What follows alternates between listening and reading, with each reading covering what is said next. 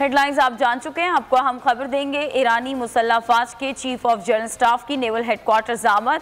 अमीरुल बहर ने ईरानी chief of general staff का इस्तकबाल किया।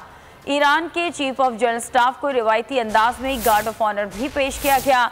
ईरानी मुसल्लह अफवाज के चीफ ऑफ जनरल स्टाफ की नेवल चीफ से मुलाकात, बाहमी दिलचस्पी के पेशा वराना उमूर और दो तरफा बहरी ताउन पर तबादला ख्याल किया गया। दौरे से दोनों ममालिक के दरमियान ताल्लुकात को मजीद फरोग मिलेगा।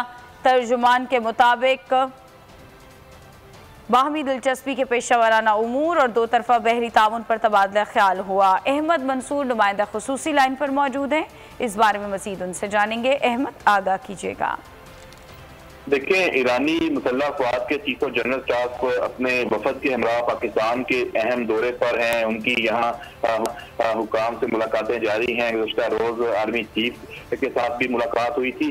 आज नेवल हेडक्वार्टर इस्लामाबाद पहुंचे तो वहाँ पर उनका पुरसपात इस्तकबाल हुआ है और admiral Mohammad Amjad Khan Niazi naval chief ने जो ईरानी जनरल हैं उनका इस्तकबाल किया है। उन्हें गार्ड ऑफ ऑनर भी रिवायती अंदाज में पेश किया गया है और नेवल हेडक्वार्टर में जो प्रिंसिपल स्टाफ अफसरान हैं उनसे तारुफ कराया गया है। मुलाकात ईरानी मुसल्लह अफवाज के चीफ ऑफ जनरल स्टाफ की और सरबराह पाक बहरिया की, जिसमें दो तरफा बहरी ताउन है पाक ईरान और जो बाहमी दिलचस्पी के पेशा वराना अमूर हैं उनका तबादला ख्याल हुआ है।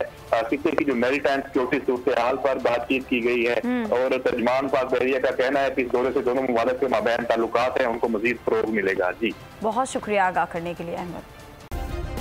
सब्सक्राइब करें और बेल दबाएं ताकि कोई खबर रह न जाए।